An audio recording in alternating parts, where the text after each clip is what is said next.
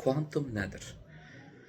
Kuantum insanın keçmişdən yaşadığı, bugün də yaşadığı, gələcəkdə yaşadığı prosedurlardır. Kuantumda zaman və məkan yoxdur.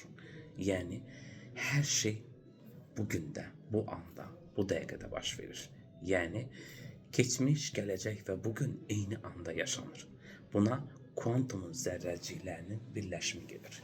Kuantum insanın yaradılış sxemasının, xəritəsinin tərtib etməsi və eyni zamanda qurulması deməkdir. Hər birimizin həyatında baş verən bütün hissəciklər, keçmişdən bugünə qədər yaşadığımız bütün olaylar bizim beynimizdə kiçik hissəciklərdə toplanmış şəkildədir. Hər biri kiçik bir hissəcik olaraq bütün informasiyanı özündə alıb və saxlayır.